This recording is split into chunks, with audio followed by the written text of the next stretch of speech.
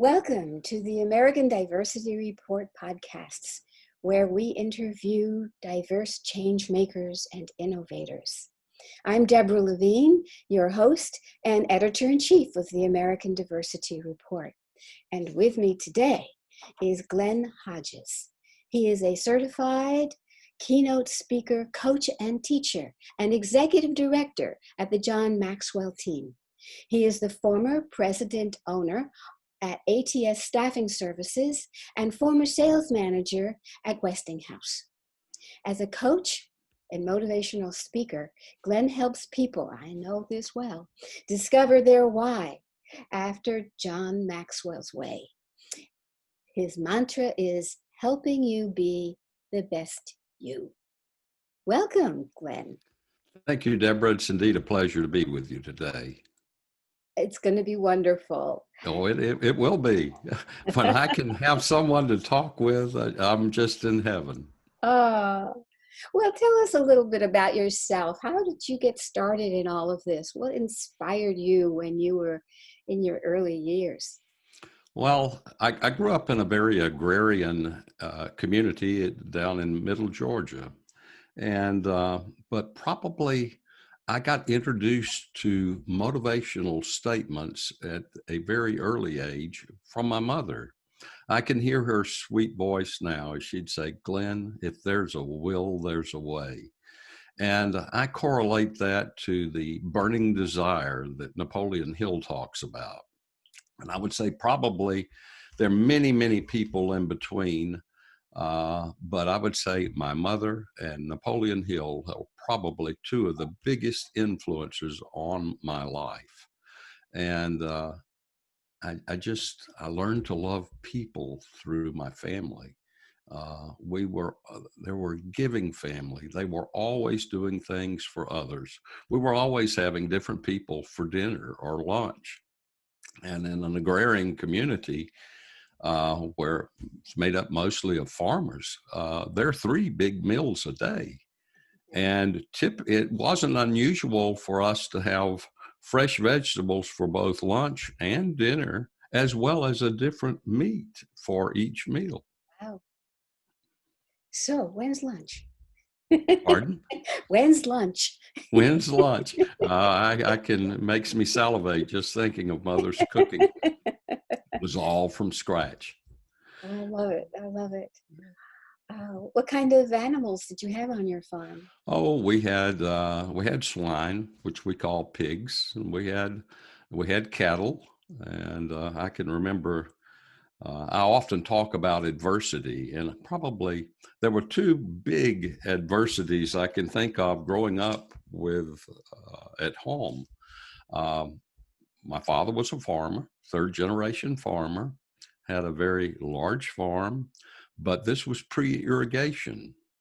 And I can remember the days when he would plant in the spring, and typically the showers would come, and they would. The plants would germinate, the seed would germinate, and maybe get up corn, maybe a foot or 2 tall, and then suddenly the rain stops, and it just absolutely burn up in the field.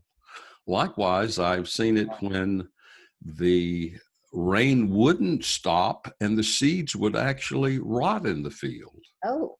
And then the challenge is, can we replant again before the growing season is too far along? And likewise, if the crops burned up from the sun and lack of water, it was too late to plant then. You couldn't do anything. So you were looking at a lot of loss, all of that labor involved in plowing and planting and all the fertilizer, the seeds. And so typically the income from a farm family comes in the fall when the crops are harvested. So how did you go from this farm boy beginning to businessman? Well, I've always been different. You've probably heard me tell the story of Johnny and his grandmother coming to see him in the marching band.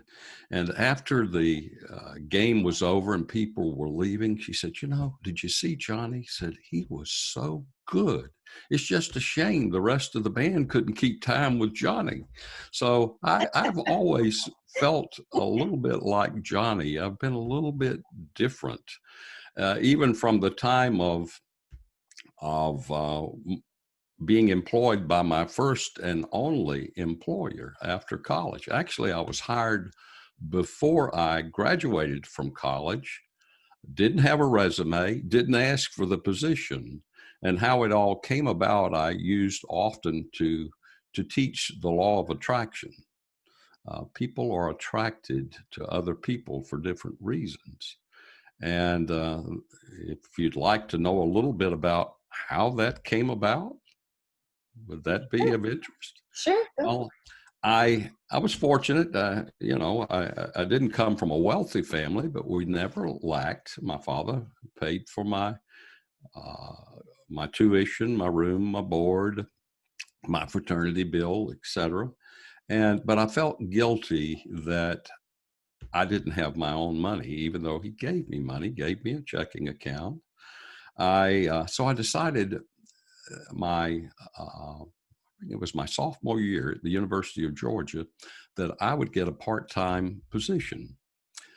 So I thought about it. Even though it's competitive in a college town, getting a part-time job, I always feel like there's a job for everyone if the right match is made. So I got to thinking, where should I go to get a part-time job? Yeah, well, plenty of restaurants and bars. I could have bartended. I could have washed dishes. I could have waited tables, which I found out I really love. So I went out to the Athens Country Club and I got a job as a waiter. And I never had so much fun in my life. Because I love people. I love engaging in conversations with them. And I love serving people. And here I'm literally serving them their food. I got to where I could memorize up to 10 or 12 people's orders. And I can remember the last night I waited on tables. I think I had 4 tables, and it was after a big University of Georgia football game. And of course, in those days, there was even more alcohol than we see now at special events. And then smoking was in. Oh. But it ended up 3 that stayed with me all night. And I took home in 1968 about $350 in tips. That wasn't too Oh. bad in 1968. Go you. But I met the golf pro while I was there, and he said, "Glynn, why don't you come run the golf shop for me? I need someone." And I told him what my class schedule was. He said, "We can work with that." So I started running the golf shop, and I met a gentleman there called Mr. Ray. Now, Mr. Ray, when he walked in, you knew he walked in, and it was almost like attention because the general's entering the building. And soon after I got to know him, and especially after the airlines had lost his golf clubs and I sold him a new set of golf clubs, he started calling me Junior. And he would walk in every weekend because he was gone most of the week. He flew a lot from the East Coast to the West Coast as well as internationally. And he'd call me Junior, and he would walk in, Junior. And I would start shaking in my boots. Yes, sir, Mr. Ray. What could I do for you? And, well, when you going to work for me? I said, I don't know, Mr. Ray. I'm still in college and having fun, and we'll talk about that sometime. So this went on for about 2 years. Finally, one day, Junior, when you going to work for me? I said, well, I don't know. It depends on what you're talking about. I said, I'm fixing to get married and I'm fixing to graduate. Well, here's my card. Well, I had no idea what the man did. And I took his card. He said, give me a call Monday morning. We'll have lunch and I'll take you through the plant. Well, he was the marketing manager for the overhead distribution transformer division of the Westinghouse Electric Corporation. I went out there. It was the largest facility in the world dedicated to making that one product.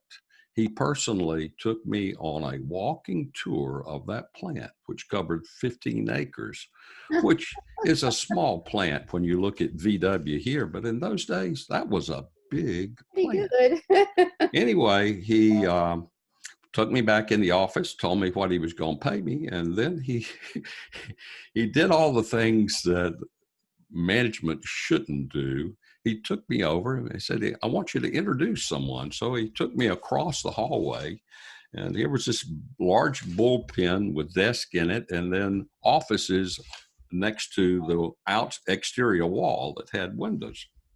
And he introduced me to a fellow by the name of Ro Gardini. He said, I want you to talk to Ro for a little bit. And said to Ro, when you finish, just bring him back over. And he says, okay. So we sit down, and he said, well, Glynn, let me see your resume. I don't have a resume. He said, well, why are you here? I said, well, Mr. Ray just hired me.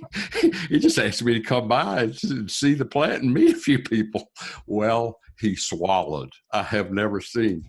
Here was a guy, Ro was not that old. I would guess he was here. I was maybe 21, and at most he may have been 31 or 32. And this just, I could tell, didn't sit real well with him, but he was able to, shall we say, continue playing ball. We talked a little bit. I didn't give him any of the answers he wanted. And I discovered later why he was asking the questions he asked. And he said, are you good in math? Well, he asked me what my degree was. I said, journalism. Well, he really swallowed hard then. And he said, well, how good are you in math? I said, not very good. Well, you see, the position that I had been hired for, all of the people in those equivalent positions either had a double E degree or a mechanical engineering degree. So here again, here's Johnny. Johnny in the marching band, a little bit different from everyone else. So anyway, that's a classic case of the law of attraction. It is indeed, and you did well, I'm sure. Oh, I had fun. I decided I wanted a little change, so I went to Mr. Ray that hired me, and I said, Mr. Ray, I think I'm ready to do something different. I was traveling some then, supporting outside field sales people and distributors and whatever. Anyway, he said, how about outside sales? And I said, sounds good. He said, well, our buddy Bob Green up in Richmond, Virginia, the district manager there, has a position open. He says, let me give him a call. So I called him. He says, Green, this is Ray here. He says, I got somebody you know that I'd like for you to talk with about that position you have open. And so we chatted a few minutes, and he said, well, this was very early November, maybe late October, and says, well, I'd like you to fly up to Richmond and let me show you around. So I flew up there. Here's the Southern Board. One of the first questions I asked, I said, because I had not traveled much. In fact, I had never flown in an airplane until I graduated from college, and Westinghouse sent me up to Pittsburgh, which was corporate headquarters.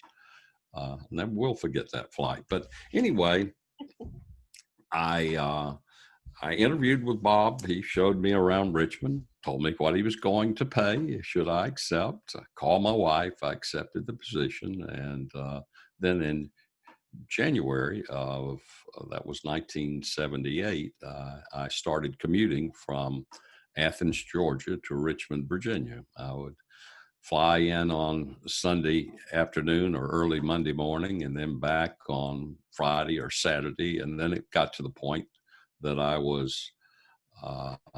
stay 2 weeks because I had an unusual situation. When I was asked to join the company, I said, something that you may or may not know is that I own a restaurant.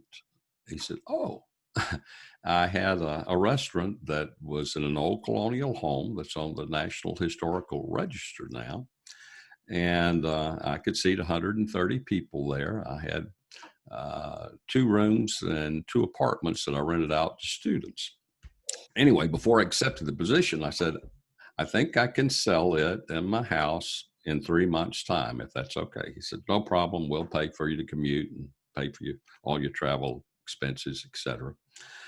And sure enough, actually, in 3 months, I sold both. And of course, there wasn't a real concern about my personal residence because the company would have bought that. They would just get 3 appraisals of it and average the 3, and they would pay me the average. But I was able to sell both of them, and exactly in 3 months.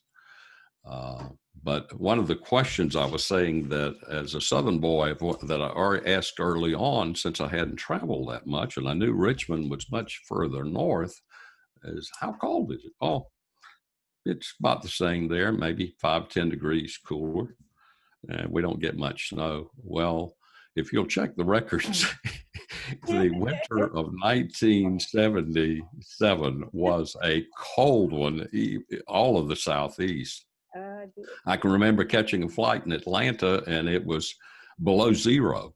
And that was the first time I could remember ever being in sub-zero weather. Wow. So, I don't know. I may have rambled a little bit there, but no, it's kind of answer wonderful your question? stories, and that's what you do. Stories, and that's how you show people the way with your stories. It's wonderful. Now, tell us, how did you then get involved in coaching? You had a Well, career, but then what happened? it was a very natural thing. I have coached for years. I just didn't know what coaching was. It's just like podcasting. I was podcasting before I knew what a podcast was. Someone said, "Hey, you're a podcaster." I said, "I am." So anyway, I coached a lot with distributor salespeople that I would train and I would work consistently with, and calling on the electric utilities in the areas that I worked in. And then I left Westinghouse after 14 years. After I'd been in Richmond for 3 years, we were missing the Southeast. And so I talked with my district manager about moving a little closer to home. And he said, well, as you know, we've got a position opening up in Chattanooga, Tennessee. So I accepted that real quick. Being a Georgia boy, that's about as close as you can get to Georgia and not be in Georgia. There you go. So we accepted that position. I had more responsibility, more territory to manage, more people to manage. And we stayed here until I continued in that position until I reckon it was 84. And I was still having to travel a good bit, had small children, 2 small children, and I had been thinking about doing something on my own. And finally, I think it was something I often talk about, a burning desire. It was one of those things I was going to have to do it or I would never, ever be content. My rationale was that if I couldn't make it on my own, since I had a good relationship with my employer, they would either hire me back or one of their competitors. So I left. I took out a home equity loan. Had me $26,000 operating capital to work with, and I launched an executive search business of which I had no experience in. But my first client was my former employer. Oh. And I won't forget that. I placed a national sales manager with them at one of their manufacturing facilities in Coral Ridge, Florida. Oh, yeah. And my fee was right at $30,000. Now, that was in 1984. I did a present worth analysis on that, and that's $30,000 in 1984 in 2020 dollars is right at $80,000 now. Wow, go you. So I was on a roll after I placed that. But then an interesting thing happened in 1985, in September of 85. Here I'd only been on my own for about a year. I had a terrible automobile accident, or truck accident, it really was. I had some rental property, had 8 rental houses, and I had one that I had just marked it. It was after the last people moved out. I said, I think I'll just sell that one. So I put a for sale sign up, just a FISBO. Realtors didn't like it, and not a single bite.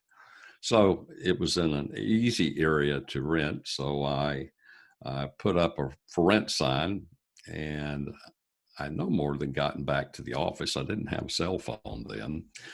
And I got back to the office. My phone rang, and it was a lady saying, "Hey, I want to buy that house on such and such street." And I said, "Well, I just put up a sign, and actually, while I was putting the sign up, a gentleman came by and said he wanted to rent it. He's with the railroad. I did some checking actually before I got back to the office. Reference was good, and he's already signed a lease. I've signed it, and I have his money, so I really can't sell the house." Well, please, I've got $5,000 to put down on it. And at that time, it was only like a $40,000 house, so $5,000 was fine. And so I said, well, I'll call the guy that leased it and see what he has to say. Called him, and he said, "Oh my goodness," says, "if you've got somebody that wants to buy it, it's no big deal. This is just a few minutes ago that I signed the lease." I said, "Well, I'll bring the lease. If this materializes, I'll bring the lease by and your check back to you." Well, sure enough, I show up there, and the lady has a cashier's check for me. And then she was to have another $5,000 at closing. Well, after that transpired, I had to put together a contract because I owed a little on the house with the bank. So it was, I forget what the term is used. I kept that mortgage at the bank, and, the part I financed, they just paid to me. So I had a realtor friend that lived out Highway 58 that said she would give me the appropriate contract. So I was going out to get it. It was a beautiful, beautiful day. It was fall. It was in September. I think it was like the 12th of September. And what happened? It was crisp fall day. I remember crossing Wolf Teaver. The lake was just as smooth as glass.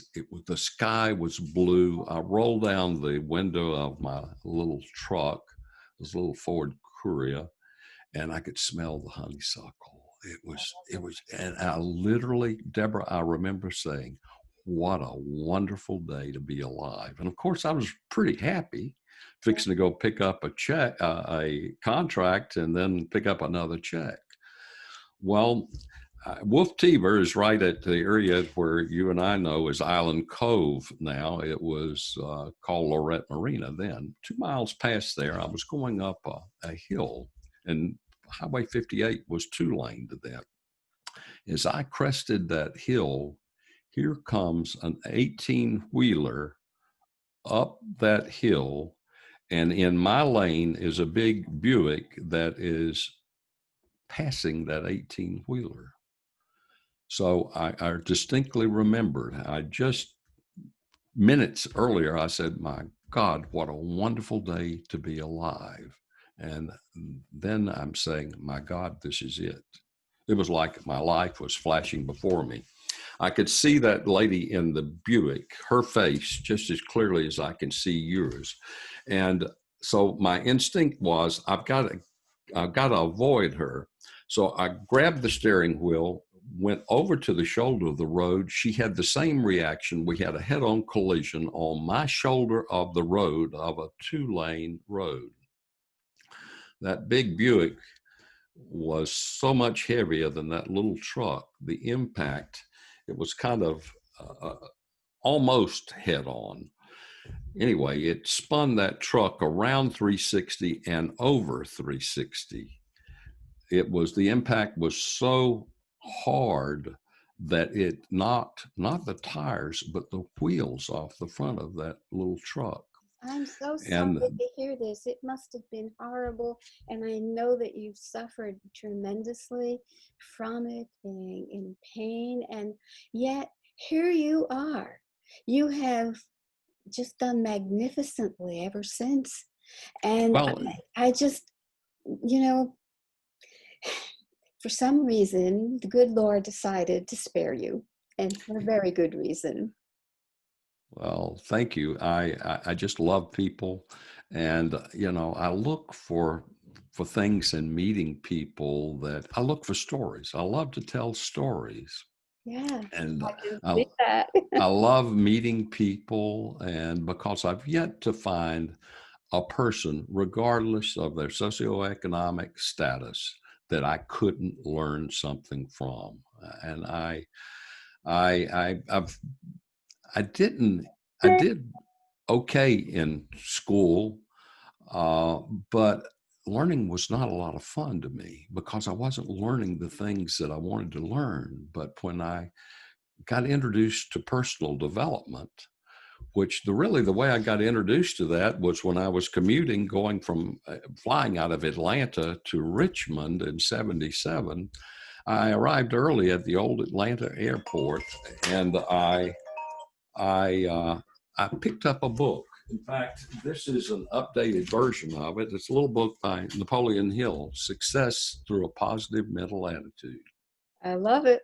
This was so congruent with what my mom had taught me of if there's a will, there's a way. And I began reading that book while I was waiting on the flight. I couldn't put it down while we were flying to Richmond, and I could hardly wait after I got to my hotel room. I was staying at the Hyatt off of West Broad Street down in Richmond, which was only a couple of miles from the office. I couldn't wait to get there and finish it that night.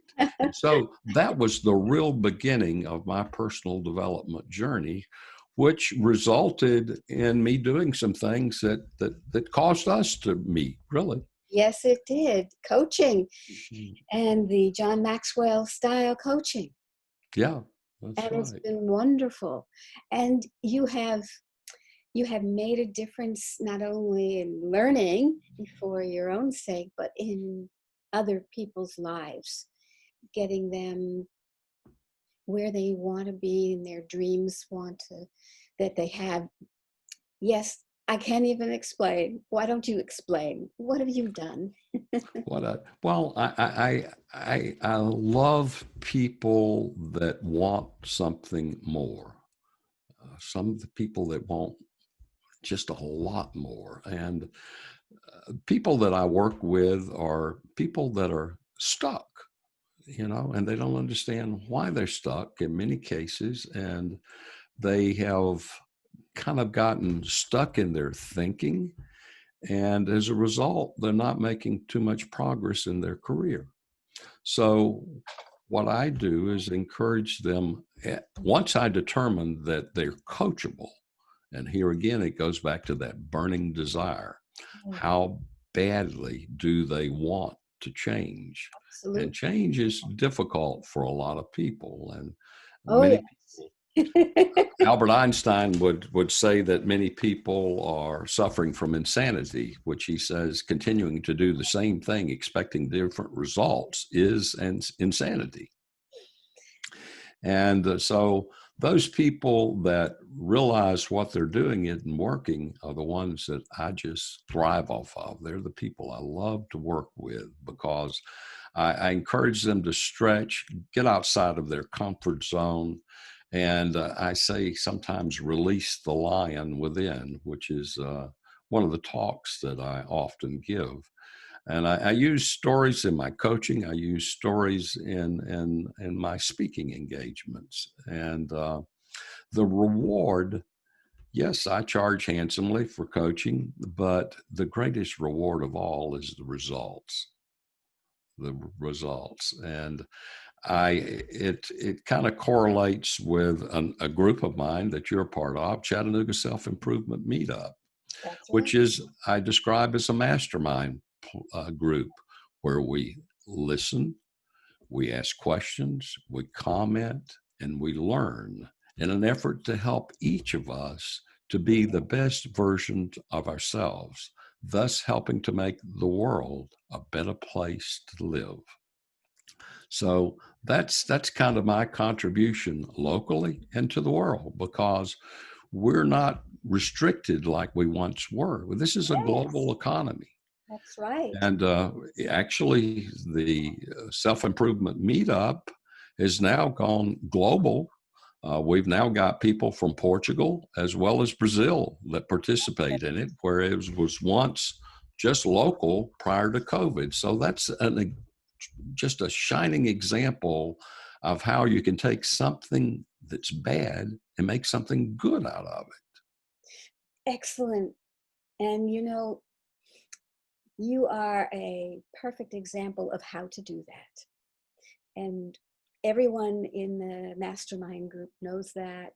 And we are all very grateful for the energy that you've put into it, the expertise with which you coach. It's a blessing, and one cannot really describe how amazing it is to hear the stories, to tell your own stories, to move on, to have a chance to rethink where you're going, how you're going to get there, and what fun it's going to be when you arrive. And that's what's so intriguing about it and what draws me to it, because everybody's story is different. And how one person will get from where they are to where they want to get is totally different for another. It's truly a journey. I talk about uh, directing that journey we call life. And that is what life is. It is a journey. Yes, it is. And an exciting one. And, Yes. and one that has all kinds of rewards. And that's what you've done for people, including me. And I so appreciate it. Well, And I want to make sure if there's something we haven't covered yet, that you have a chance to add whatever. What do you think? gosh, Deborah, we've covered about everything. I think everybody knows a whole lot about me. The thing I didn't mention is for those people that maybe are having tough times, that maybe their business failed during COVID, the global pandemic, or struggling in other ways. I can relate to that. I have the innate ability to relate to people and experiences they have, but failure, it's much easier to relate to a person that's failed if you have failed. And I know what failure is. I know what failure is. I know you do. And you have, like a phoenix, risen from the ashes to help us all rise again. And I thank you so much, Glynn. Audience, I thank you for tuning in. Aren't you lucky?